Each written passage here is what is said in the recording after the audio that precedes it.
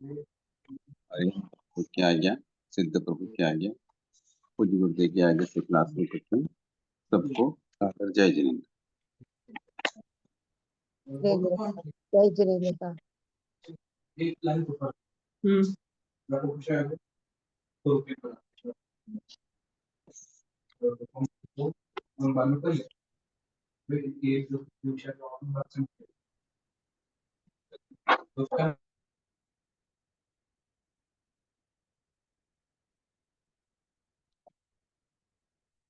बात चल रही है कर्मबंध की विविध परिवर्तनशील अवस्थाएं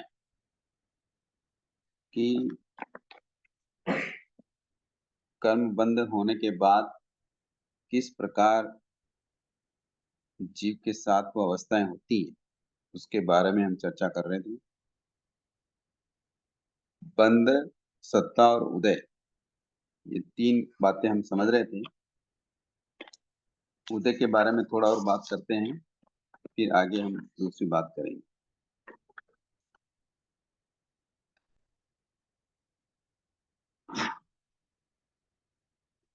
कर्म और आत्मा का संबंध निमित्त और नैमित्तिक होने के कारण जिस काल में वह बद्ध कर्म उदय में आता है, तब निर्बल आत्मा स्वरूप भ्रष्ट हो जाती है, वह विभाव परिणामों को अपना लेती है। ऐसा होने में आत्मा पर कर्म का बलात्कार यानी बलात् हो जाता है। ऐसा नहीं समझना चाहिए। कर्म तो उदय में आने पर सिर्फ विभाव निमित्त जुटा देता है। निर्बल आत्मा निमित्त की सत्ता के समक्ष पराभूत होकर पर भाव में रमन करने लगता है। बात समझ में आ रही है?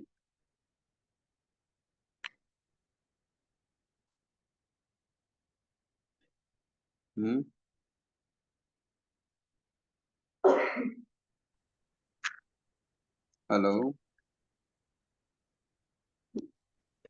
हाँ जय जिनेन्द्र सर।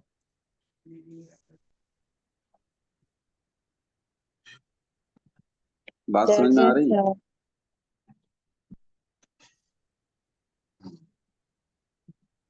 नहीं आ रही।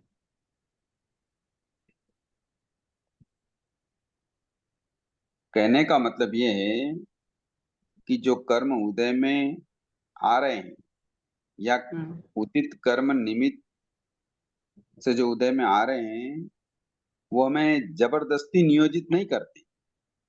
समझ में आ रहा है बात? ये बात समझ में आई क्या? हाँ सर, जबरदस्ती वो अपन कर्म जैसे कर्म करते हैं उस हिसाब से उदय में आएंगे। नहीं, उदय में तो आते हैं, वो तो हो हाँ। गया मैटर खत्म। उदय में आए हैं, पर वो उसमें उस उदय में वो हमें जबरदस्ती नियोजित नहीं करते। नियोजित का मतलब उसमें नहीं लगाते। जैसे एग्जांपल लेते हैं, जैसे सूर्य के उदय काल में चकवा और चकवी नाम सुना क्या आपने? हाँ सर, चकवा और चकवी। हाँ, मतलब ये चिड़ियों के नाम है। हाँ। सूर्य के उदय काल में चकवा चकवी मिथुन भाव में जुट जाते हैं, और वैसा होने में सूर्य तो सिर्फ तटस्थ निमित्त है। वैसे ही आत्मा द्वारा प्रभाव में रमन होने में उदयमान कर्म भी सिर्फ निमित्त ही है। यानी जैसे ही सूर्य उदय होता है, तो जो चिड़िया होती है, पक्षी होते हैं, वो अपने स्वभाव से मान लो मैथुन का सेवन करते हैं। तो इसमें सूर्य क्या करेगा? सूर्य तो निर्दोष है। हाँ, सूर्य तो कुछ नहीं करता ना। सूर्य क्या करेगा? वैसा होने से सूर्य तो बिल्कुल तटस्थ है, उसमें कोई निमित्त नहीं है। वैसे ही आत्मा द्वारा प्रभाव में रमन होने में उदयमान कर्म तो सिर्फ निमित्त हैं, वो तो उदय में आ रहे हैं। अब उसके साथ हमको बहना है कि नहीं बहना है, उसके साथ हमको रहना है या नहीं रहना है, ये उदयमान कर्म कुछ नहीं कराते। ये बात समझ में आई? जी। जैसे मान लो क्रोध के प्रसंग उपस्थित हुए, है ना? आपस हाँ। में सास बहू में झगड़ा हो गया, ये कर्म उदय में हुआ, है ना? अब उस झगड़े में हमें संभाव रखना है कि या उस झगड़े में हमको इन्वॉल्व होना है? ये वो कर्म हाँ, कराता है क्या? नहीं वे तो तो स्वयं ही अपन स्वयं ही करते हैं वे तो। हाँ, कर्म तो उदय में आने वाला था, जो आना ही है, क्योंकि वो बंद किया हुआ है। अब हाँ, इसके साथ इन्वॉल्व होना कि नहीं होना, ये किसके ऊपर डिपेंड है? अपने स्वयं ऊपर। के ऊपर। अपने खुद के ऊपर डिपेंड है। अगर उदय कर्म आ रहे हैं और आत्मा को वो उसमें जबरदस्ती नियोजित कर रहे हैं, तो भी कभी तो कर्म निर्जित होंगे ही नहीं, हाँ, फिर तो कोई मोक्ष जाएगा ही नहीं। आज भगवान के सामने बहुत सारे क्रोध के प्रसंग उपस्थित हुए, हाँ, तो भगवान ने उन कर्मों के साथ नियोजित हुए क्या? नहीं हुए नियोजित संभव। का मतलब होता है उनके साथ मिलना, उनके साथ रहना, उनके साथ बहना। ऐसा उन्होंने किया क्या? नहीं किया। नहीं किया, तभी कर्मों की निद्रा हुई और मोक्ष पधार गए। तो हाँ, आगमकार ये समझाना चाह रहे हैं, कर्म तो उदय में आते हैं, किंतु उसके साथ जबरदस्ती नियोजित वो कर्म नहीं करते, वो कर्म हम खुद कर लेते हैं। खुद कर लेते हैं। मोहिनी कर्म के उदय काल में वह कर्म कषाय का निमित्त प्रस्तुत करता है, परंतु उसमें कषाय भाव में जबरदस्ती नियोजित करने की कोई सत्ता क्षमता नहीं है। हाँ, इसलिए जो निर्बल आत्माएं होती है, जो कमजोर आत्माएं होती हैं, वे ही निमित्त के उदय काल में तत्प्रायोग्य विभाव के प्रवाह में बह जाते हैं। कषाय का उदय आया, लड़ाई झगड़े में बह गए। मोह का प्रवाह आया, काम भोग में बह गए। मोह का प्रवाह आया, इंद्रिय सुखों में बह गए। ये कौन सी आत्माएं करती हैं?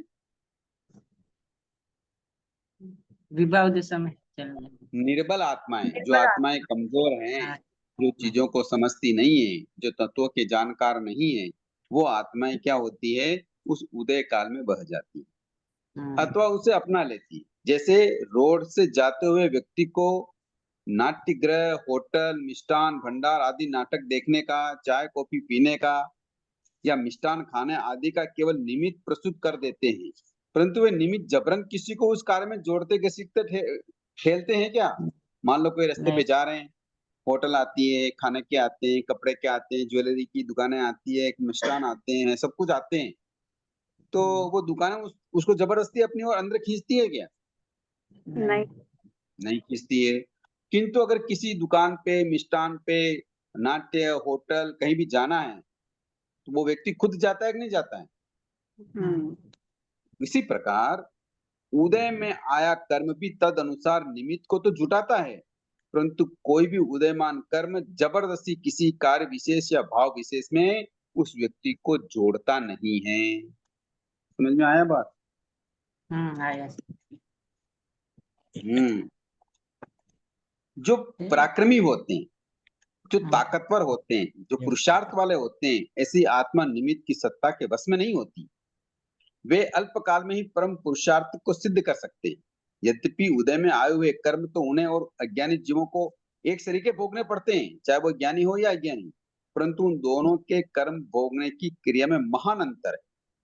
बलवान आत्मा तो उन फल अभिमुख हुए कर्मों को हंसते हंसते संभाव से भोगकर अल्पकाल में ही उसको निस्वत्त कर डालती है। आठों कर्मों में मोहनित कर्म ही अन्य कर्मों का जनक और पोषक है। उस कर्म से ही अन्य सब कर्मों को पोषण मिलता है।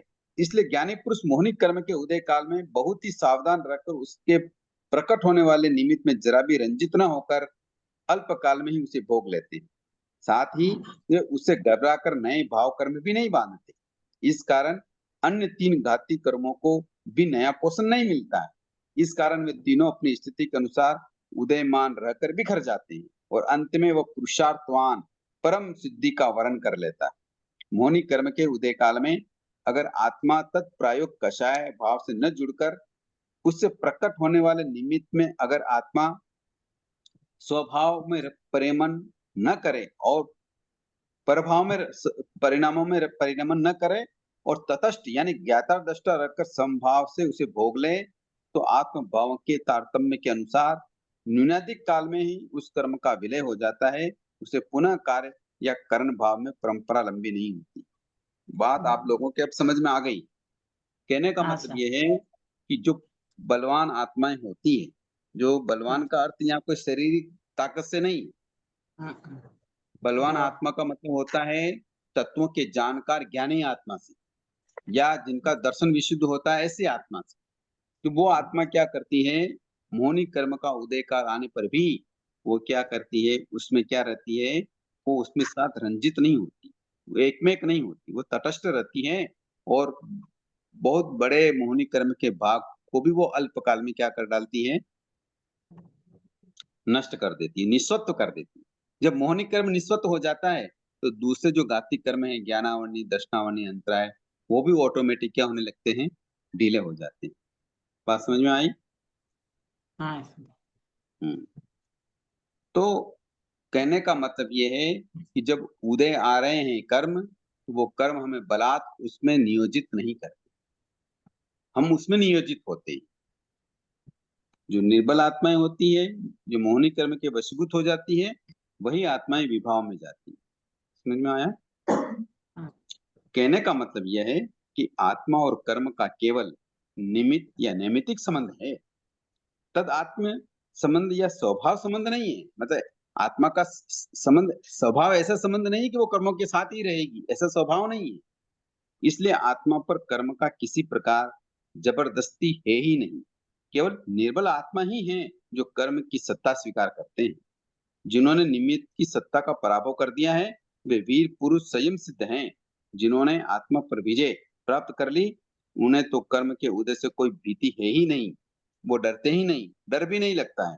ऐसे बलवान आत्मा तो यही मानते हैं कि उदयमान कर्म मेरे द्वारा प्रादुर्भूत बच्चे हैं, क्योंकि मैंने खुद ने किए हुए हैं। पूर्व काल में अज्ञान दशा में मैंने ही उन्हें अपनाए हैं, बांधे हैं, अतः अब अनासक्त रूप से उन्हें निभा लेना चाहिए। यो समझकर रोए धोए बिना, खिन्न या शुद्ध हुए बिना वह उन कर्मों से भेंटता है, यानी संपर्क रखता है, और सम्यक ज्ञान के दिव्य प्रकाश द्वारा पुनः नए कर्म नहीं बांधता है। इस प्रकार उदय अभिमुख हुए कर्मों को वो अल्पकाल में ही भोग डालता है। समझ में आई? कई बार क्या होता है कि अ, अपंग बच्चा हो जाता है। वो जन्म से ही क्या होता है, जन्म से ही क्या होता है, अपंग अपंग होता है। अपंग होता है। तो क्या माता पिता ऐसे अपंग बच्चों को फेंक देते हैं क्या? नहीं। नहीं। नहीं फेंकते। उसकी भी साल संभाल करते हैं कि नहीं करते हैं? हम्म। ठीक उसी तरह से जो सम्यक ज्ञानी आत्माएं होती हैं, या जो बलवान आत्मा होती है, वो कर्म को उदयमान क्या मानती है, अपने बच्चे की तरह मानती है। चाहे बच्चा बल क्या हो, अपंग भी हो, तो भी उसको स्वीकार करते हैं, उसको कष्टों को, वो बड़ा होता है, उसको किसने निभाना, खिलाना, पिलाना, नहलाना, धुलाना, सब कुछ उसके सहन करते हैं, है ना? उसी प्रकार जो बलवान आत्मा होती है, वो कर्मों को अपने बच्चे की तरह मानती है, और संभाव से उस कर्म को क्या कर डालती है, निर्जरित कर डालती है। उसमें नए कर्मों का बंध नहीं करती। आया समझ में?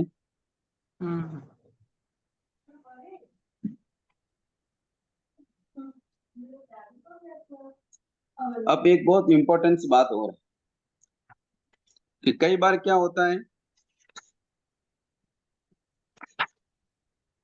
कि भिन्न भिन्न समयों में उपार्जित कर्म तो हम अलग अलग समय में उपार्जित करते हैं, बांधते हैं, किंतु एक ही काल में उदय में आने योग्य कर्म जब उदय में आता है, तब समस्त बद्ध कर्म के अनुभाग की एकत्र जो मात्रा होती है, इतना फल वह एक साथ देता है। अर्थात एक एग्जाम्पल से समझे इस बात को। अगर ये बात ढंग से समझ में आ गई ना, तो कर्म करते हुए बहुत डर लगेगा, पाप भीरू बन जाएंगे। क्या समझा रहे हैं आगमकार? कि ये सब अंश एक ही साथ निष्पन्न होते हैं। एक काल में उपार्जित कर्म अनेक समयों में, और अनेक समयों में बांधे हुए कर्म एक समय में उदय में आते हैं। जब भिन्न भिन्न अनेक प्रसंगों में उपार्जित कर्म एक समय में उदय में आते हैं, तब वे अत्यंत तीव्र फल देते हैं। कई प्रसंगों में तो उन महापुरुषों की स्थिति इतनी हद तक पेचीदा हो जाती है कि जगत की पामर दृष्टि उन्हें पामर, पतित, अघोरी आदि दृष्टियों से देखती है, जानती है। जगत ये देखने की परवाह नहीं करता कि उन महापुरुषों को कितने प्रलोभनों या बलात् निमित्तों के खिलाफ लड़ना है। जगत तो सिर्फ अंतिम परिणाम की ओर देखता है। वस्तुतः जय और पराजय का सच्चा स्तर जीतने में या हारने में नहीं है, किंतु वह कितने विकट प्रसंगों में ताने बाने में शुद्ध या अशुद्ध रहा है इसमें है। जिन्हें कर्म के बलवान उदय के साथ संघर्ष में आना ही पड़ा, प्रलोभनों के प्रचंड पूर में बह जाने का प्रसंग नहीं आया है, तथा आंतरिक शत्रुओं के साथ लड़कर विजय पाने में विकट मामले में सीधा निकलने का अवसर ही नहीं आता है। वे बलात् विजेता होने का दावा करें, यह स्वाभाविक है, परंतु विजय का सामर्थ्य या मूल्यांकन इस बात पर निर्भर है कि कितने निमित्तों, कितने प्रलोभनों के विरुद्ध उसका सामर्थ्य काम आया, तथा कितनी तनातनी में उसकी आत्मा शुद्ध रस की। जब मनुष्य ठोकर खाता है, भूल-भुलैया में पड़ जाता है, संसार की चकाचौंध के भ्रांत में उलझ जाता है, तब वहां उसके बलाबल का निर्णय सिर्फ उसके पतन पर से होना उचित नहीं है, अपितु उसके संघर्ष या कितने प्रतिकार के पश्चात वह स्खलित हुआ है यानी गिरा है, इस बात पर निर्भर करता है। बात समझ में नहीं आई आपके, मैं बता देता हूँ कि कई बार क्या होता है कि हम जो कर्म बांधते हैं, तो भिन्न-भिन्न समयों में बांधते हैं, अलग-अलग समय में कर्म बांधते हैं और कई बार अलग-अलग समय में वो उदय में आते हैं। किंतु कई बार भिन्न-भिन्न समयों में बांधे हुए कर्म एक समय में उदय में आ जाते हैं। तो उस समय बड़ी विकट स्थिति आती है कि कर्म तो अलग-अलग समयों में बांधे, पता नहीं किन भावों में बांधे, किंतु इस भाव में और इसी समय उदय में आ गए। सारे वो सभी कर्म, तो बताओ कितनी मुश्किल होती है? होती है कि नहीं होती है? हाँ, तो उन प्रसंगों में आगमकार कह रहे हैं, मान लो कोई आत्मा कभी हार भी जाती है, कभी जीत भी जाती है। तो कभी हारना और जीतना तो अंतिम परिणाम दिखाई देता है, किंतु उन सभी के बीच में वो संभाव में कितना रहा, वो उसका मुख्य क्या है? वो उसका मुख्य कार्य। जितना वो संभाव में रह पाता है, उतने कर्मों की निद्रा हो जाती है। चाहे वो हारे या जीते, ये विषय बिल्कुल अलग है, किंतु उन प्रसंगों में अगर वो विभाव में गया, स्वभाव में नहीं रहा, तो फिर नए कर्मों का बंध वापस होता है। समझ में आई बात? हम्म।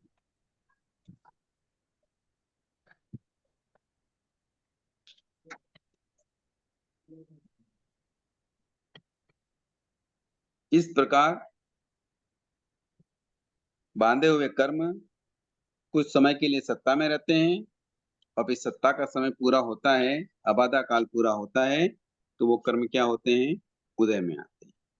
तो हमने कर्म बंध की 3 अवस्थाओं के बारे में जान लिया। पहली अवस्था है कर्म बंध, दूसरी अवस्था कौन सी है? सत्ता, सत्ता। तीसरी अवस्था कौन सी हुई? उदय। उदय। उदय। बहुत अच्छी तरह से हम इन 3 बातों को समझे हैं। अब आगे चलते हैं।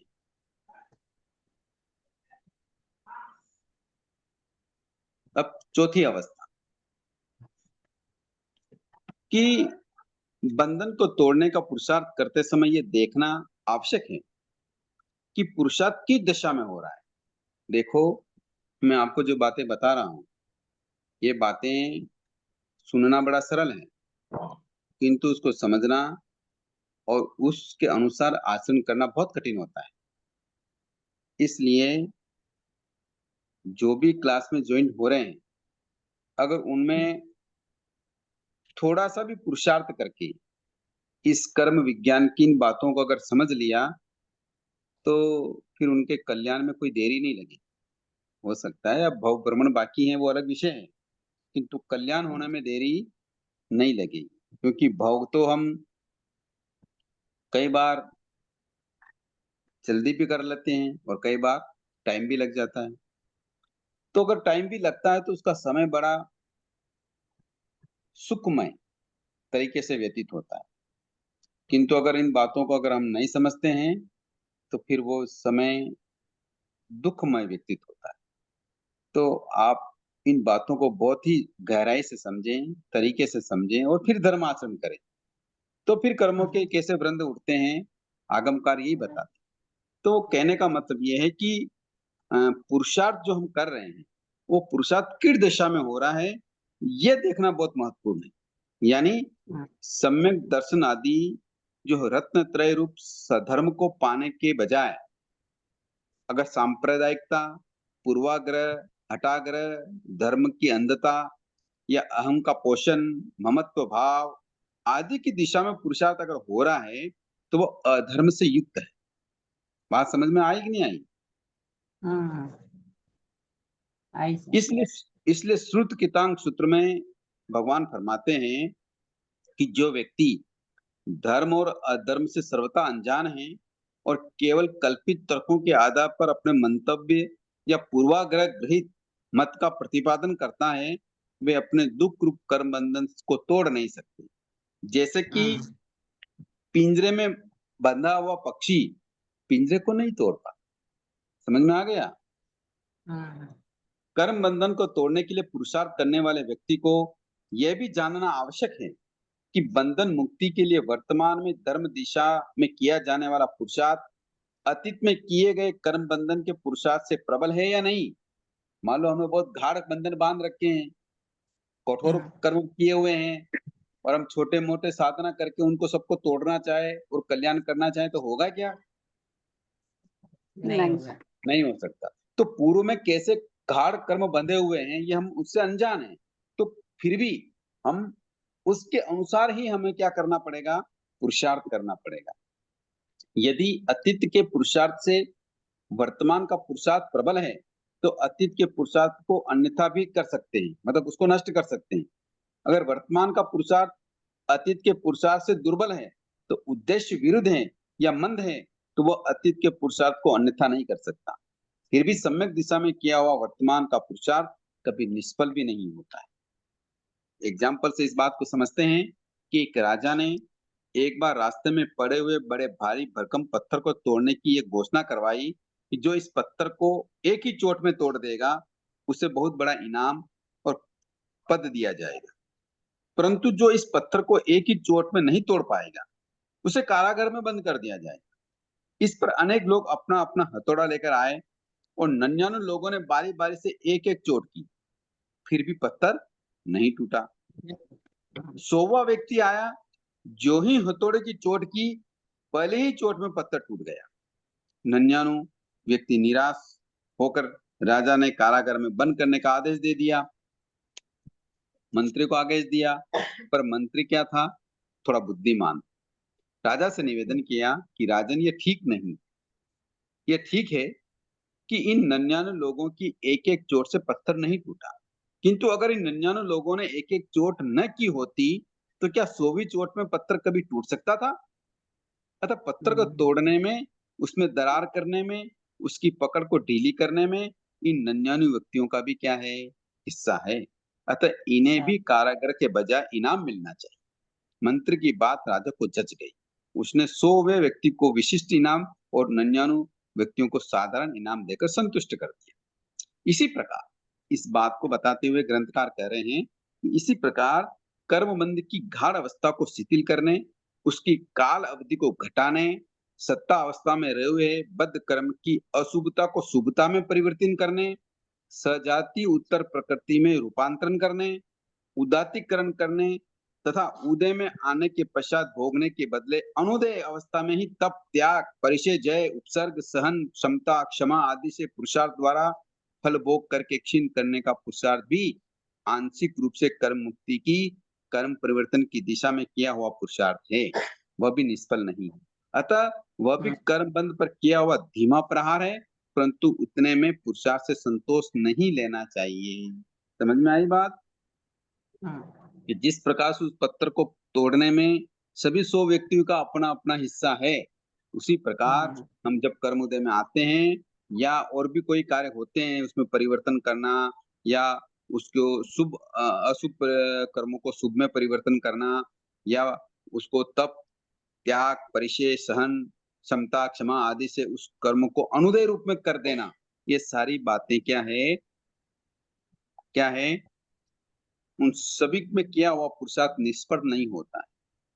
कर्म शास्त्र में कर्म बंध और उदय की प्रक्रिया का बहुत ही विशद वर्णन है, किंतु यदि कर्म के बंध और उदय ये दो ही अवस्थाएं होती, तो कर्म का बंध होता और उनका उसी रूप में फल भोगने के बाद वे स्वतः निस्वत होकर टूट जाते, आत्मा से पृथक हो जाते, परिवर्तन की कोई गुंजाइश ही नहीं रहती। परंतु कर्म शास्त्र में एक और विधान है कि बंधे हुए कर्म फल दिए बिना कदापि नहीं छूटते। वहां दूसरी ओर कतिपय उपायों का विधान भी है, जिनको आजमाने से बद्ध कर्मों में नाना प्रकार के परिवर्तन भी किया जा सकता है। कर्म की अवस्थाएं इन दो के सिवाय और भी है, जैसे उदीर्णा, अपवर्तनकरण, उदत्तकरण, संक्रमण। ये चारों अवस्थाएं उद्यावलिका में बहिर्भूत कर्म उद्गुणों को परिवर्तन करने में सक्षम हैं। बद्ध कर्म जब तक सत्ता में पड़े हैं, अभी उद्यावलिका में प्रविष्ट नहीं हुए हैं, तब तक उनमें परिवर्तन हो सकता है। आशय यह है कि अनुदित कर्म की अवस्था में परिवर्तन होता है, हो सकता है। पुरुषार्थ के सिद्धांत का यही ध्रुव आधार है। यदि कर्मबंध की अवस्था को बदलने हेतु रूपांतर, उदातीकरण, संक्रमण या क्षय या क्षोक्षम उपशम करने का पुरुषार्थ कर्म विज्ञान का द्वारा मान्य न होता, तो फिर कर्म विज्ञान को आजीविक मत के नियतिवादी और निराशावादी का पोषण मिल जाता, किंतु ऐसा नहीं है। बंध अवस्था, सत्तावस्था, उदय अवस्था में कर्मबंध से कर्म मुक्ति की दिशा में क्या क्या कैसे कैसे पुरुषार्थ हो सकता है, ये हम सब पिछले निबंध में हम बात कर चुके हैं। अब यहाँ जो बच गई है बातें, उसकी बात करते हैं। तो 3 बातें हमने सीखी, बद्ध, सत्ता, उदय। अब बात समझेंगे उदीर्णा। चौथी बात कौन सी आएगी? उदीर्णा। यही बात आगमकार कह रहे हैं कि कर्म बंद करने के बाद उसमें हम क्या कर सकते हैं? परिवर्तन कर सकते हैं, है ना? तो कैसे करेंगे? चौथा परिवर्तन अवस्था आई है उदीर्णा। क्या अवस्था आई?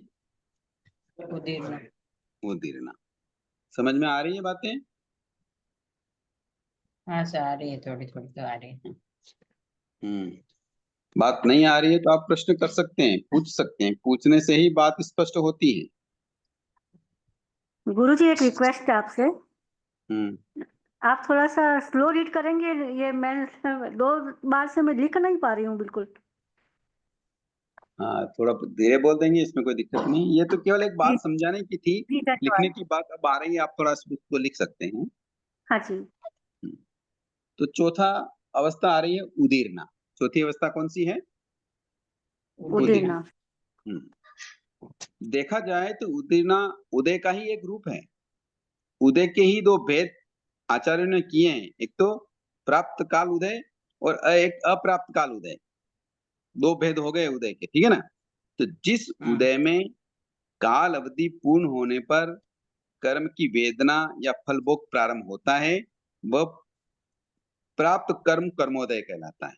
जैसे कोई कर्म ऑटोमेटिकली उदय में आया, जब उसका समय आ गया, उदय में आ गया, तो वो कौन सा कहलाएगा? प्राप्त काल कर्मोदय। हाँ, किंतु काल मर्यादा पूर्ण होने, उदय में आने से पूर्व ही कर्म फल को भोग लेना, यानी उद्यावलिका में ले आना, उसको हम कहते हैं उदीर्णा कर। क्या कहते हैं उसको? हाँ उदीर्णा। हाँ। संक्षेप में उदय और उदीर्णा में इतना ही अंतर है कि नियत काल में कर्म का फल देना उदय कहलाता है। जैसा नियति है, जैसा बांधा है, जैसा समय होगा, वैसा उदय में आ जाएगा, तो उसको तो कहते हैं हम उदय। किंतु नियत काल से पूर्व कर्म का फल देना, यानी कर्म का उदय में आना, उदीर्णा है। कैसे होता है ये? जैसे एग्जाम्पल दे रहे हैं आगमकार कि आम बेचने वाले सोचते हैं कि वृक्ष पर तो आम समय आने पर ही पकेंगे, इसलिए वे उन्हें जल्दी पकाने के लिए आम के पेड़ पे लगे हुए कच्चे हरे आमों को ही तोड़ लेते हैं और उन्हें भूसे में, पराल आदि में दबाकर, जिससे वे जल्दी ही पक जाते हैं। उसी प्रकार जिन कर्मों का उदय काल न होने पर भी उन्हें उदय में खींचकर लाना, अर्थात समता, क्षमता, क्षमा, परिचय, जय, उपसर्गों का सहन करना, तपश्चर्या, प्रायश्चित आदि जो 12 प्रकार के भेद बताए हैं, उनके द्वारा उदय में आने से पूर्व ही भोग लिया जाता है। उद्यावलिका में नियत समय से पूर्व ही लाया जाता है, उसे हम क्या कहते हैं? उदीर्णा। समझ में आई बात उदीर्णा की?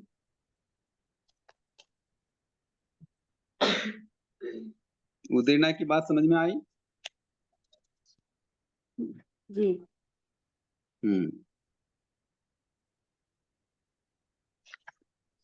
कहने का अर्थ यह है कि वस्तुतः देखा जाए तो उदीर्णा पुरुषार्थ की प्रेरणादायी है।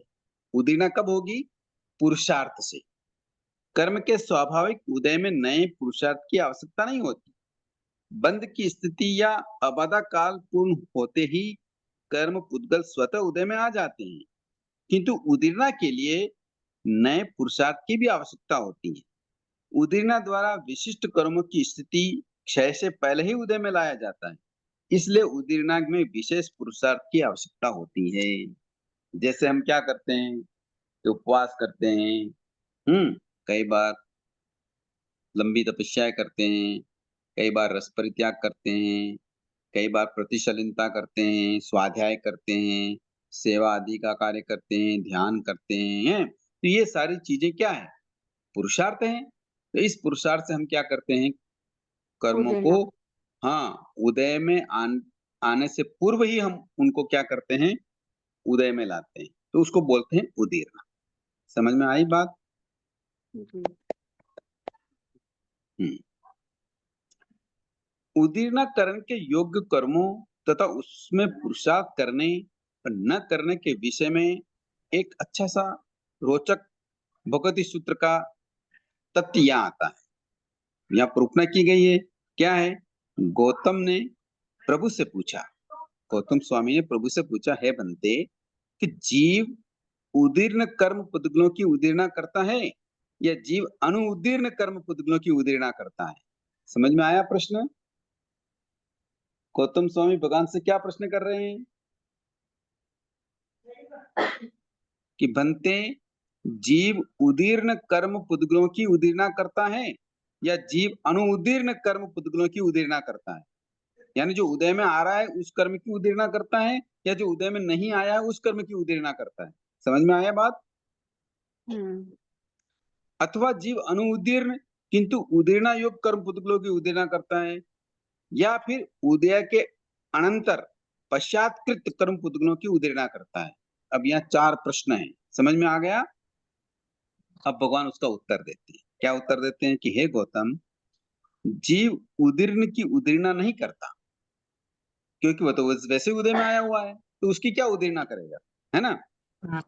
और न ही अनुउदीर्ण की उदीरना करता है और न ही जो उदय में नहीं आया है उसकी उदीरना करता है, किंतु जो अनुउदीर्ण हो साथ ही उदीरना के योग्य हो उसकी ही उदीरना करता है, लेकिन उदयानंतर पश्चातकृत कर्म जीव उदीरना नहीं करता। अब बात समझ लो थोड़ी सी कि कहने का मतलब यह है कि जीव उदय में आया हुआ कर्म की तो उदीरना नहीं करता, क्योंकि वो तो स्वतः उदय में आया है ना? और जो अनुदीर्ण है यानी जो उदीरना करने योग्य नहीं है उस कर्म की भी उदीरना नहीं होती। जैसे मान लो कोई कर्म हमने आज बांधा और वो सत्ता में पड़ा हुआ है, तो सत्ता में तो कई भवों के कई जन्मों के कर्म पड़े हुए हैं, तो उन सभी की उदीरना होती है क्या? नहीं होगी। नहीं हो सब सकती। हाँ, उन सबकी उदीरना नहीं हो सकती, किंतु जो उदय योग्य कर्म हैं किंतु अभी उदय में नहीं आए हैं। समझ में आया कि नहीं आया? जो कर्म उदय योग्य हैं यानी अब उनका उदय आने का समय आ गया है, उन्हीं कर्मों की उदीरना होती है। समझ में आई बात? कि जैसे मान लो एक समय बाद सिर दर्द की कर्म उदय में आएगा, असाता का कर्म उदय में आएगा, हमारा सिर दुखेगा, है ना? हाँ, अभी वो उदय में आया नहीं है, ऐसा आने वाला है, क्योंकि वो उदयावलिका से बाहर खड़ा है। समझ में आ रही बात मेरी? सत्ता में आया हुआ है, सत्ता में आया हुआ है। सत्ता में तो है ही, सत्ता में तो है, पर सत्ता से बाहर निकलने के लिए वो अब उसका बाहर निकलने के लिए समय आ गया है, अच्छा। किंतु अभी वो उदय काल में नहीं आया, किंतु बाहर खड़ा है। ऐसे कर्मों को ही जीव क्या कर सकता है? उदीरना कर उसकी सकता है। उदीरना कर सकता है। हाँ, वो कैसे करेगा? जैसे मान लो अभी हमारा सिर दुखने का समय आया, किंतु वो सिर कब दुखेगा? कल दुखेगा, है ना? आज नहीं दुखेगा, क्योंकि आज तो दूसरे कर्म चल रहे हैं उदयावलिका में। और सिर दुखने का कर्म कब उदय में आएगा? कल आएगा। कल आएगा। किंतु हमने क्या किया? पुरुषार्थ किया। हम आज शाम को हमने क्या पचक लिया? उपवास पचक लिया। पचकान उपवास पच लिया। तो जो कर्म उदय कल आने वाला था उसको हम क्या कर लिए? आज ही उदय में लाए, पहले उदय में ले आए, खींच के उदय में लाए। कैसे उदय में लाए? कि जैसे दूसरे कर्म जो उसके साथ चल रहे थे असाता के, उसी हाँ। असाता के साथ उपवास करने से उस असाता वैदिक कर्म का भी हमने क्या कर लिया, उदीर्ण करना। उदयावलिका में लाकर उदेरना करके उसको भी भोग दिया। तो ऐसे हाँ। उदेरना होती है। समझ में आया? हाँ। कहने का तात्पर्य यह है कि जो जीव उदीर्ण हो चुके, उनकी फिर से कोई उदीरना करने लगे तो उदीरना का कहीं अंत नहीं आएगा। मान लो कोई कर्म उदय में आ गया, बार-बार उसी की उदीरना करेंगे तो फिर कोई कर्म का अंत आएगा क्या? नहीं आएगा, तो नहीं। उसकी उदीरना नहीं करता। इसलिए उदीर्ण की उदीरना का निषेध किया गया। और जिन कर्म पुद्गलों की उदीरना सुदूर भविष्य में होने वाली है, मतलब अब बहुत दूर है, अभी सत्ता में है, अथवा जिनकी उदीरना नहीं होने वाली है, वैसे अनुदीर्ण मतलब उदीरना के अयोग्य कर्म पुद्गलों की भी उदीरना संभव नहीं है। यानी अभी जो कर्म उदय में आने वाले है ही नहीं, तो हम उनकी उदीरना भी नहीं कर सकते, क्योंकि उनकी उदीरना नहीं होती। किंतु जो कर्म पुद्गल वर्तमान में अनुदीर्ण हैं, मगर वे उदीरना के योग्य हैं, उन्हीं को हम उदीरना कहते हैं, उन्हीं की उदीरना होती है। ऐसे ही कर्म पुद्गलों की उदीरना करने में पुरुषार्थ सफल होता है। समझ में आया बात कि नहीं आया?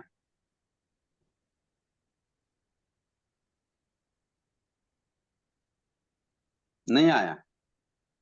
इसमें हमें कैसे पता चलता है कि अभी कर्म वो हमें पता नहीं चलता, सब पता लग जाएगा तो फिर कैसे चलेंगे? पता नहीं चलता, पर भगवान बता रहे हैं कि उदीरना कैसे होती है।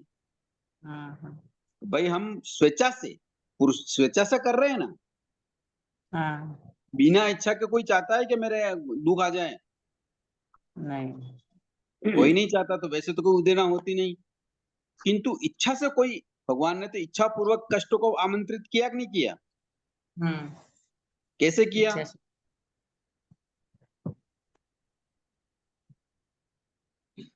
कैसे किया? परिचय सहन कर। हाँ, परिचय सहन किया, या अनार्य देश में गए, कर्मों को आमंत्रित किया कि नहीं किया? हाँ। तो अनार्य जो देश में गए। असाता का कर्म उदय में आने योग्य थे, उन्हीं कर्मों की भगवान ने उदीरना कर।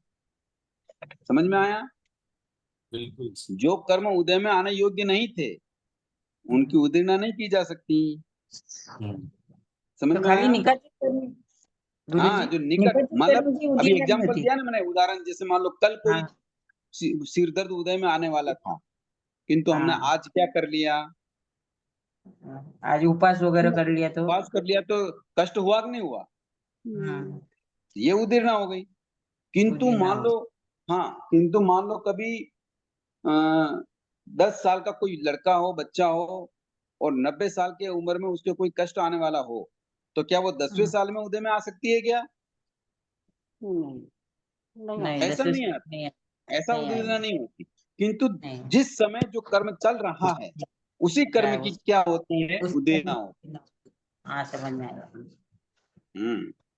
हाँ, जो इसी कर्म समय चल को रहा हम आगे और पढ़ते हैं कि जैसे पुरुषार्थ से प्रेरक एक प्रसंग है कि गौतम स्वामी ने भगवान से पूछा कि हे बंते, अनुउदीर्ण किंतु उदीरना योग्य पुद्गलों की जो उदीरना होती है, वह उत्थान, कर्म, बल, वीर्य, पुरुषाकार और पराक्रम के द्वारा होती है, या उत्थान, अकर्म, अबल, अवीर्य, अपुरुषाकार और अपराक्रम से हो जाती है? प्रश्न समझ में आया? है।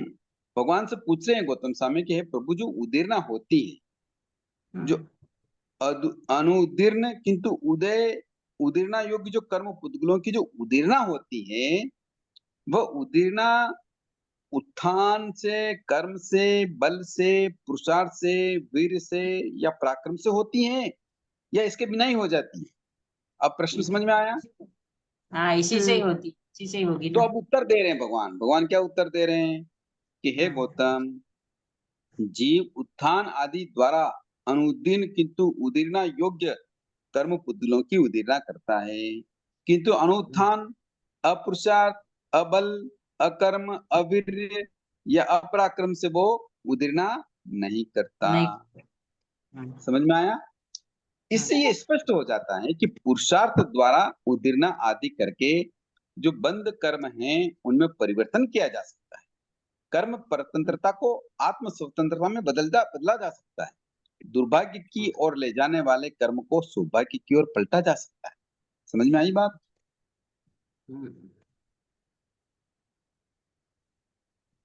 कई बार हम सोचते हैं कि प्रत्येक बंधा हुआ कर्म निश्चित रूप से उदय में आएगा ही, ऐसा कोई नियम नहीं। यदि कर्म बंधने के पश्चात आलोचना, प्रतिक्रमण, पश्चाताप, प्रायश्चित, तप आदि त्याग करके कर्म क्षय कर दिया जाए तो वो कर्म नष्ट हो जाता है। फिर उसके उदय में आने का प्रश्न ही नहीं उठता। यदि कर्म का क्षय नहीं किया है तो बद्ध कर्म की काल मर्यादा पूर्ण होने से पहले उस कर्म को शीघ्र क्षय करने की इच्छा हो तो स्वेच्छा से क्षमा कर लो, रत्न आदि की साधना कर लो, संभाव पूर्वक तीव्र वेदना, असहता आदि सहन कर लेने से उदय काल परिपक्व न होते हुए भी उन कर्मों की उदीर्णा कर ली जाती है। उदीर्णा के माध्यम से उन कर्मों को खींचकर उदय में लाया जाता है। समझ में आया? कई बार हम कर्म हो जाता है तो हम उसकी क्या कर लेते हैं, पश्चाताप कर लेते हैं, आलोचना कर लेते हैं, प्रतिक्रमण करते हैं, पश्चाताप करते हैं, प्रायश्चित वगैरह करके उस कर्म को नष्ट भी कर सकते हैं। किंतु कई बार ऐसा नहीं होता है, तो काल मर्यादा पूर्ण होने से पहले ही हम क्या कर लेते हैं, उस कर्म को स्वेच्छा से, पुरुषार्थ से, बल से, हैं, पराक्रम से उस कर्म की उदीर्णा के द्वारा उसको नष्ट कर देते हैं। समझ में आई बात? हाँ बोलिए। तो उदीर्णा का जो रहस्य है यह कि जिन पूर्व संचित कर्मों का अभी तक उदय नहीं हुआ है उनको हम बलपूर्वक नियत समय से पूर्व भोगने के लिए पकाकर फल देने की योग्य कर देते हैं, उसे हम उदीर्णा अवस्था कहते हैं, है ना। अपक्व कर्मों के पकाने को उदीर्णा कहते हैं। आशय यह है कि अबदा काल पूर्ण होने पर भी जो कर्म दलित बाद में उदय में आने वाले हैं उन्हें विशेष प्रयत्न से खींचकर उदय में आए हुए कर्म दलिकों के साथ मिला देना, भोग लेना या लंबे समय के बाद उदय में आने वाले कर्मों को तत्काल उदय में लाकर भोग लेना, ये उदीर्णा कहलाता है। जो कर्म समय पाकर उदय में आते हैं यानी अपना फल देने वाले हैं, उनका प्रयत्न विशेष से या किसी निमित्त से पूर्व ही फल देकर नष्ट हो जाना, ये क्या कहलाता है? उदीर्णा कहलाता है। जैसे आजकल ऐसे यंत्र भी वैज्ञानिकों ने आविष्कृत किए हैं जिनसे भविष्य में होने वाले किसी रोग या व्याधि का पता लग जाता है। यदि शरीर में कोई विकार रोग के रूप में कालांतर में फल देने वाला है, उसे इंजेक्शन, दवा या अन्य किसी उपचार के द्वारा पहले ही उस विकार को बिना पके हुए फोड़े को पकाकर उस पीड़ा को भोग लेने से ही मुक्त रोग हो जाता है। आदि व्याधि पीड़ा से छुटकारा मिल जाता है। कई रोग में वमन, विरेचन आदि द्वारा शरीर की विकार निकालकर भविष्य में आने वाले भयंकर रोग से छुटकारा पाया जाता है। उसी प्रकार उदीर्णा में भी कर्म रोग के पकने से पहले ही उसका क्या कर दिया जाता है, फल को भोग लिया जाता है। उसे हम क्या कहते हैं? उदीर्णा कहते हैं। समझ में आ रही बातें? आ रही है।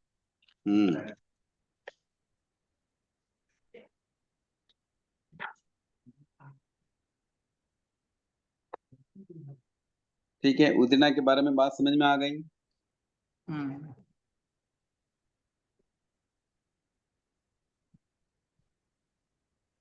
उदीर्णा के लिए सबसे पहले आत्मार्थी साधक को शुभ भावों से अपवर्तनाकरण द्वारा पूर्व संचित कर्म की स्थिति घटानी अनिवार्य होती है। स्थिति घट जाने पर कर्म नियत समय से पूर्व उदय में आ जाते हैं। उक्त कर्म का फल भोगकर उसे नष्ट कर दिया जाता है। जो आत्मार्थी हैं, साधक हैं, मुमुक्षु को ये ध्यान रखना चाहिए कि उदीर्णा के उदय में आने पर कषाय भाव की अधिकता न हो जाए, अन्यथा उदीर्णा से जितने कर्म कटते हैं उतने कई अधिक कर्मों के बंद हो जाता है। जैसे मान लो हमने क्या किया, उपवास किया, बेला किया, तेला किया, अठई की, ये किस लिए की? कि कर्मों की उदीर्णा करके नष्ट कर, इसलिए की ना हमने। किंतु कई बार क्या करते हैं हम कि ऐसे कठोर तप करते हैं उनमें कषाय उत्पन्न हो जाती है, मान आ जाता है, अहंकार आ जाता है, देखो मैं कितना बड़ा तपस्वी हूँ, उसका सम्मान से उसको उसकी भावनाओं में क्या आ जाती है, मिथ्यापन आ जाता है। तो कर्मों की निर्जरा होने के बदले और क्या हो जाएगा? कर्म बंद हो जाएंगे। हाँ, अधिक कर्म बंद हो जाएंगे। इसलिए साधक को ये ध्यान रखना चाहिए कि जब कभी भी वो उदीर्णा योग कार्य कर रहा है, पुरुषार्थ कर रहा है, चाहे वो उपवास के रूप में हो, चाहे वो क्षमा के रूप में हो, चाहे वो सहनशीलता के रूप में हो, चाहे वो और किसी भी रूप में हो, वो पुरुषार्थ कर रहा है कर्मों को खींच कर उदयावलिका में लाकर उदीर्णा करने का, तो उस समय कषाय उत्पन्न नहीं होनी चाहिए। समझ में आ रही है? कि जैसे कोई तपस्या करके या आतापना लेकर कर्मों की उदीर्णा करके उन्हें क्षीण करने का उपक्रम करता है, कोशिश करता है, किंतु साथ ही तपस्या का साधना का वो क्या करता है?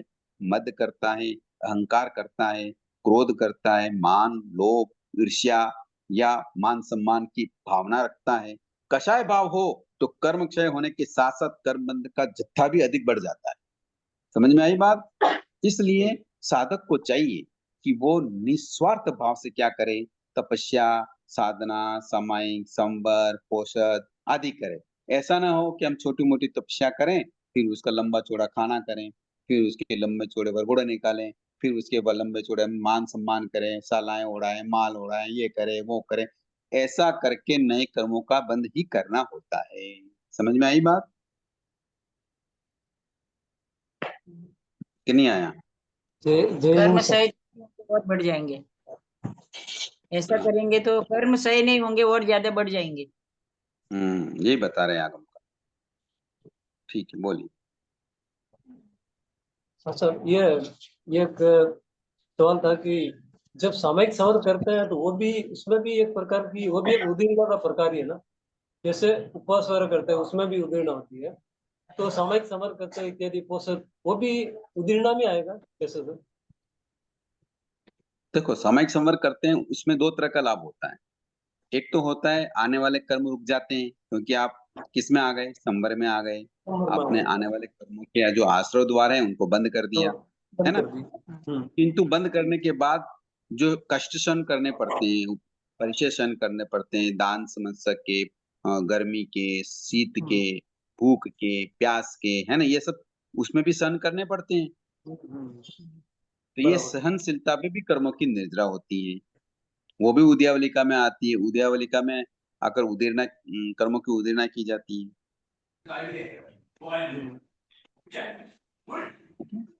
मतलब उदीर्णा भी एक प्रकार की निर्जरा ही है वो भी। हाँ हाँ, उदीर्णा का मतलब होता है कि हमने जबरदस्ती उन कर्मों को खींचकर उदय में लाए। उदय तो होता ही है कर्मों का। मतलब अग्रिम, मतलब एडवांस में लेके आके हमने पहले ही उसको क्षय कर दिया। हाँ, ठीक है सर।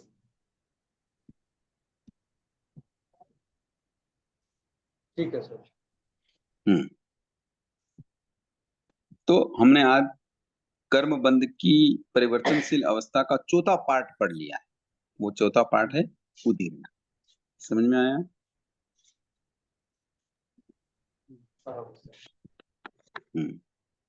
कल हम पढ़ेंगे उद्वर्तनाकरण और अपवर्तनाकरण। ये क्या होता है इसके बारे में चिंतन करेंगे। कोई प्रश्न हो तो कर सकते हैं।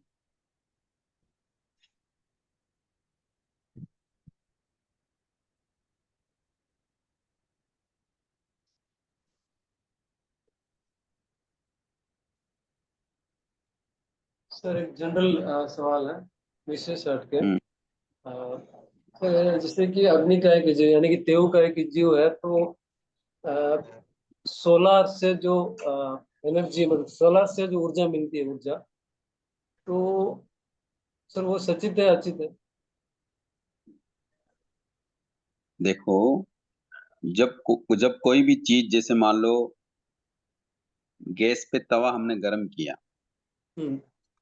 गैस बंद कर दिया, अब तवा गर्म है कि नहीं है? हाँ बिल्कुल गर्म गर्म है। रहेगा। वो सचित है कि अचित है? अचित है, अचित। उनको बोलने दो, सूरज जी को। तो उसमें तो स्पर्श मात्र नहीं, है मेरे ना प्रश्न का जवाब दीजिए पहले, फिर आप प्रश्न करिए। उसमें।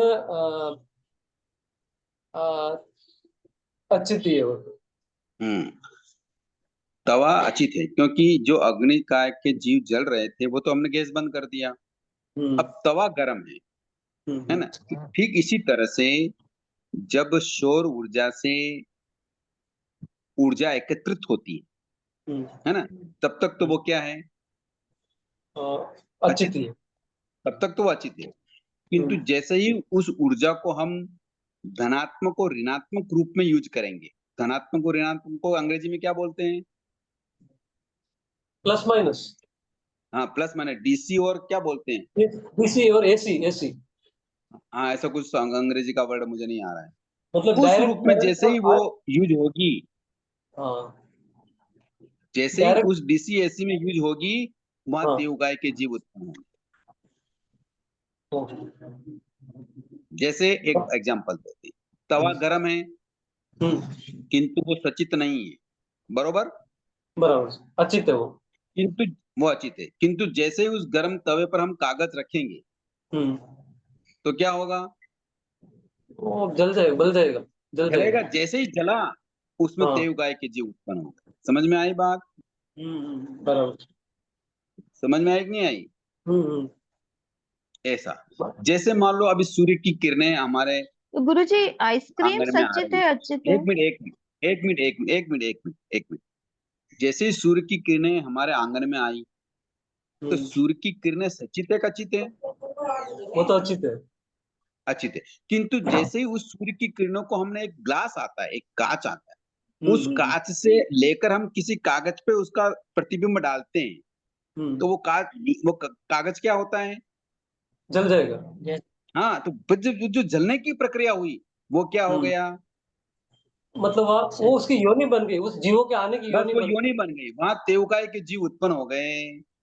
गई। बराबर, समझ में आ गया। ओके, हाँ अब क्या पूछ रहे थे आप, बोलिए।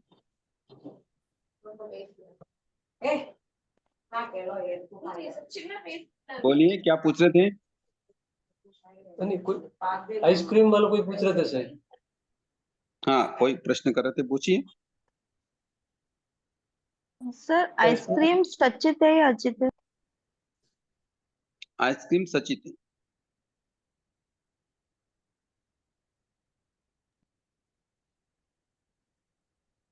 समझ गए। जी। आइसक्रीम क्यों सचित हुई,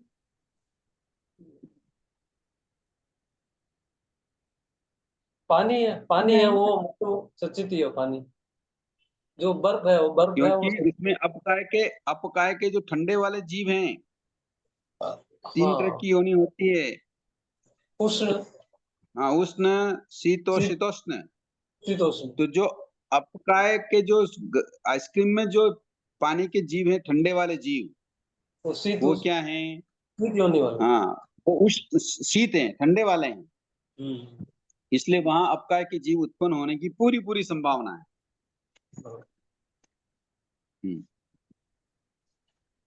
तो सर गुरुजी सोलर एक एनर्जी प्रश्न और था। जी। बोलिए। गुरुजी चारा जो होता है गाय को जो हम खिलाते हैं वो मतलब एकेंद्रीय में कहलाता है। एकेंद्रीय। तो फिर अभी जैसे गाय को जैसे हम खिलाते हैं तो वो सही है या नहीं है, तो बताइए। कई चीजें ऐसी होती हैं कि सही भी होती है और गलत भी होती है। गलत तो इस जी। दृष्टि से है कि मान लो आप हरा चारा गाय को डालेंगे तो एकेंद्रीय जीवों की हिंसा होगी कि नहीं जी। होगी, जी होगी। होगी सर। हाँ, किंतु सही कार्य क्या है कि गाय को आप क्या कर रहे हैं, वो प्यासी है, भूखी है, तो उसको क्या कर रहे हैं, भोजन दे रहे हैं। जी। समझ में आया। जी गुरु। इसीलिए ऐसे कार्य के लिए जो साधु होते हैं वो मौन रहते हैं, वो न तो उपदेश देते हैं न इनकार करते हैं, श्रावक के स्वविवेक पे छोड़ देते हैं कि उनको क्या करना चाहिए। मतलब वो मध्यस्थ तो हाँ। रह हमें जाता है। कौन समझाएगा कि मतलब क्या करना चाहिए कैसे? तो ये तो साधक, आप उपासना दशांग सूत्र पढ़ो ना, कि आपको क्या करना चाहिए, कि आप किस पर्पज से उस गाय को खिला रहे हो। कई बार गाय जी। को खिलाने के पीछे एक लाभ होता है, एक लोभी जीव होता है, एक तृष्णा होती है कि मैं गाय को खिलाऊंगा तो मेरे दुकान पे बरकत होगी, ये उद्देश्य रहता है लोगों का। नहीं नहीं वो तो नहीं है उद्देश्य। नहीं, वो आपका नहीं है, मैं ये नहीं कहता हूँ, मैंने आपका जी उद्देश्य नहीं बताया, मैं लोगों का सामान्य उद्देश्य बता रहा हूँ कि सामान्य तौर लोग गाय को चारा डालते हैं इसलिए, या कबूतरों को दान डालते हैं इसलिए कि उनके घर में उसका कोई न कोई प्रतिफल मिले। अगर ऐसा नहीं है, अगर ऐसा नहीं है, तो यूं तो हम रोज गाय को चारा नहीं डालते हैं, और रास्ते पे चलते हुए अगर गाय हम्म कोई दिख जावे और उसकी अगर चिकित्सा की जरूरत हो या उसको किसी की जरूरत हो, तो हम उसकी सेवा करते हैं क्या? नहीं होती है। किंतु एक कहाँ नियम करते बना हैं। लेते हैं, सुबह सुबह जाके हम गाय को क्या डालना है, चारा डालना है। सुबह सुबह डालेंगे, फिर हम अपने ऑफिस जाएंगे, दुकान जाएंगे, तो हमें क्या होगा, लाभ होगा। तो इस उद्देश्य से लाभ वो होगा। उसकी सेवा कर रहे हैं, तो ये उनका उद्देश्य सही नहीं। कई बार विवेकी पुरुष होते हैं जो जानते हैं जी कि नहीं, देखो हरा चारा तो सभी डालते ही हैं, तो कई बार गायों को भी सूखा चारे की भी जरूरत रहती है। अपन भी रोज रोज हलवा खाएं तो पेट भरता है क्या? भाता है क्या? नहीं भरेगा। नहीं। कभी कभी हम दाल रोटी भी खाते हैं, दाल बाटी भी खा लेते हैं, सूखी भी खा हम्म लेते हैं, तो अच्छा लगता है। तो जो विवेकवान श्रावक होते हैं, हम्म वो कई बार उनको अचित घास भी डालते हैं। सूखी घास भी आती है, ऐसी बात नहीं कि सूखी घास नहीं जी मिलती है। तो ये तो हम अपने ऊपर डिपेंड करता है कि हम कैसे सेवा करना चाहते हैं। जी। हम्म, गुरु जी एक प्रश्न और था। आज अभी रात के मेरे सोगन है और अभी एक दांत में दर्द बहुत ज्यादा हो रहा है, तो क्या कर सकते हैं? क्या करना चाहिए, आप बताओ, जी क्या करना चाहिए? वही समझ नहीं आ रहा, काफी देर हो गया, 1 घंटे से, तो अभी तो मतलब थोड़ा सा सहन कर रही हूँ, बट अब मुझे अभी रात का लग रहा है कि नींद नहीं आई तो कैसे। वही। तो नींद नहीं आएगी तो क्या होगा? जी दर्द हो रहा है सर, दांत में, एक दांत में। हम, यही तो हमारी धारणाएं मिथ्या। भगवान तो दर्द के लिए ही अनार देश में गए। भगवान कहाँ गए? आप तो सोगन है रात के, है ना, जी दवाई ले नहीं जी सकते, जी। है ना, और दर्द के लिए भगवान कहाँ गए? तब तपस्या। अनार देश में गए अनार्य देश कि में। हमें जी ज्यादा कष्ट हो, और हम हमारे हम्म तो स्वाभाविक दर्द आ गया, तो जी। उसको सहन करने के बजाय उसका निवारण करने के लिए हम नए कर्मों का बंद करने के लिए सोचते हैं। तो जो व्रत लिया है उसकी पालना हमें करनी चाहिए। ठीक है, अगर हाँ मान गुरु लो जी, कि कोशिश कभी तो वही है। जी हाँ, कभी का मान लो असहाय हो जाए, अगर उससे ऐसा तो होता नहीं है कि भी मान लो ऐसा हो जाएगा तो बेहोश हो जाएंगे या और कोई आकस्मिक घटना घट जाए, ऐसा तो होने वाला है नहीं। हम्म, दर्द से नहीं घबराना चाहिए। अगर दर्द आया है तो उसको संभाव से सहन कर लो, जल्दी निर्जित हो जाएगा।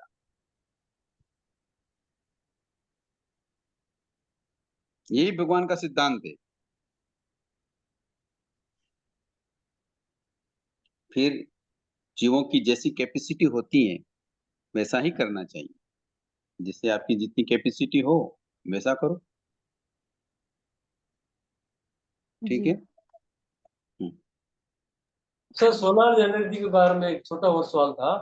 मतलब सौर ऊर्जा तो हम्म, जैसे वो मतलब नेचुरल आती है, उसके बाद में जो एसीडीसी कन्वर्ट होती है, तो उसमें हम्म, वो सचित बन जाती है। लेकिन हम्म, अभी एक छोटी सर, ये क्या बोलता है, लैंटर्न, लालटेन बोलता है ना, लालटेन। तो हम्म, उसका एक मेरे पास भी थी, वैसे रिपेयर हो गया अब। तो उसका एक छोटा सा पैनल है, तो वो बाहर रखते हैं सर, मतलब जब सूर्य प्रकाश, सूर्य की रोशनी है तो वो चार्ज हो जाती है। लेकिन हम्म, अंदर छोटी बैटरी थी।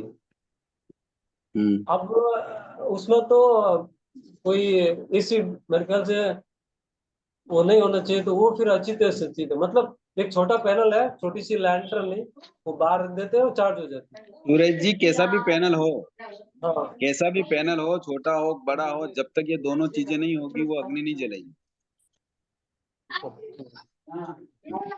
मतलब जो लाइट उत्पन्न होती है वो प्लस माइनस के बिना नहीं होती, हाँ, नहीं होगी।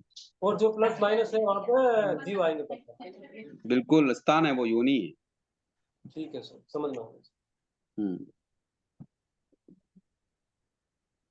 टाइम हो गया सर। हाँ जी, ठीक है सर, बहुत बहुत धन्यवाद, आभार, सर जय श्री एक प्रश्न लक्ष्मी। और था सर। बोलिए जल्दी।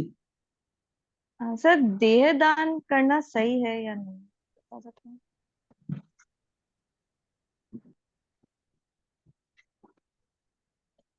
आप क्या सोचते हैं?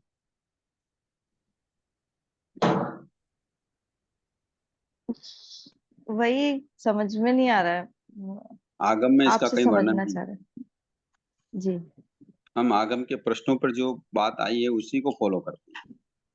आगम के प्रश्नों पर देह दान का कहीं उल्लेख नहीं है। जी। इससे हिंसा की ज्यादा संभावना होती है, इसमें समुच्चय उत्पन्न होती है। ठीक। ठीक है। जी। जय जी। सब बराबर जय रंज। जय जय आभार। जय जिन सर, एक क्वेश्चन इसी के ऊपर है मेरा भी। जैसे हम हम्म। कोई भी अंग दान करें तो उसमें भी दिक्कत है। जैसे मान लो किसी को जरूरत होती है लंग्स की, आईज की, हार्ट की,